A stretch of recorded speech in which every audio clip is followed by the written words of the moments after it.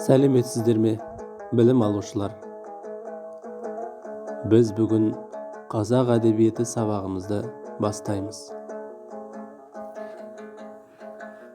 Сабағымызды бастамас бұрын төменде берілген суреттерге назар аударып, әуенді мұқият тыңдайық.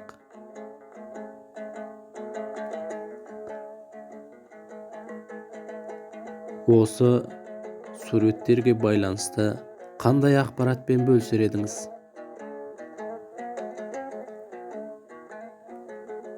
Бірінші сурет ақсақ құлан Жошыхан.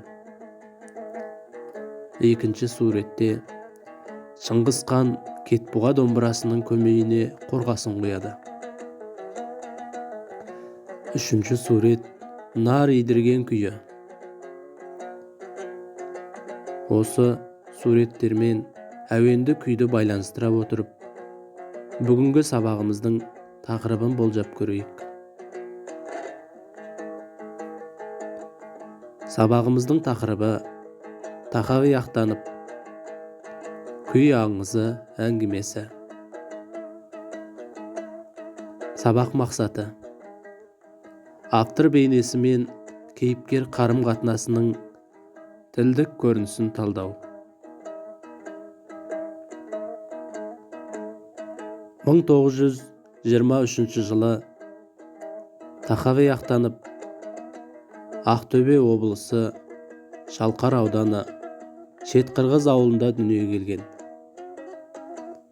1941 жылы студент шағында екінші дүние жүзі соғысына аттанады. 1948-51 жылдары Қазақ мемлекеттік біріккен баспасында редактор, бөлім меңгерушісі қызметін атқарған. 1954-55 жылдары Қазақстан Жазушылар одағы басқармасының жауапты хатшысы болған. 1966 жылы Абай атындағы мемлекеттік сыйлықтың иегері болған. Шығармалары: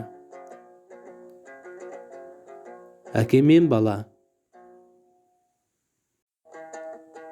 Сәуле 1962 жылы, Ант, Алтын жұлдызды жігіттер, Жер үстіндегі нұр, Дала сыры 1963 жылы, Азапты сапарда, Қаһарлы күндер 1956 жылы, Боран 1963 жылы, Махаббат мұңы 1960 жылы, Арыстанның сыбағасы, әдеби сын, өнер туралы мақалалары бар.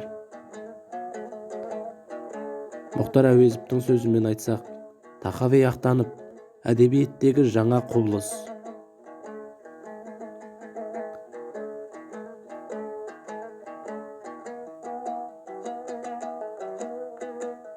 Оқу мақсатына сай, мына тапсырманы орындайық. Кейіпкерлерді таны. Кейіпкерлер қарым-қатынасындағы іс-әрекеті мен тілдік қолданысына үзінді келтірілген. Мұқият оқыған соң, қандай сұрақ туындады? Сіздің жеке пікіріңіз. Мысалы, жас жолаушы Оразымбет жалғыз жүрген нарды көріп, жын шайтан екен деп ойлап қалды. Осыдан қандай сұрақ сізде туындады? Және сіздің көзқарасыңыз қандай?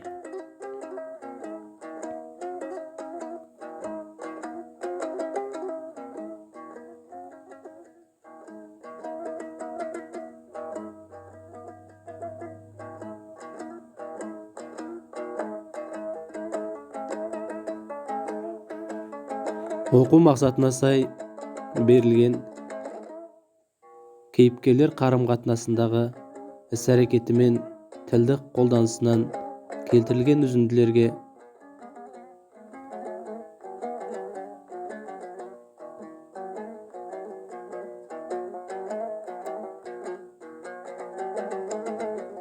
әрқайсыңыз керемет көзқарастарыңызды ортаға салдыңыздар.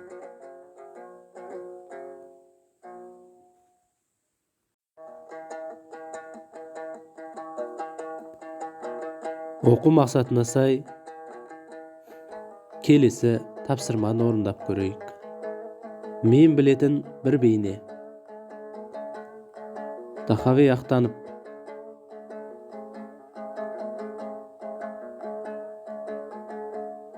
Қандай қасиеттер топтастырасыз?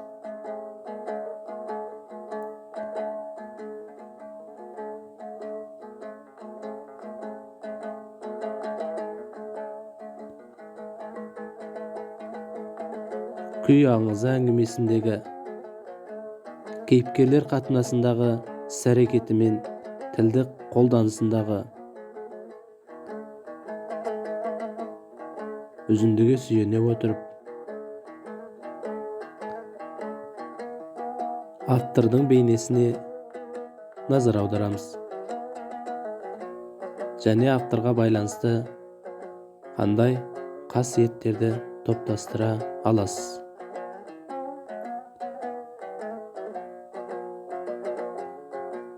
Үйге тапсырма.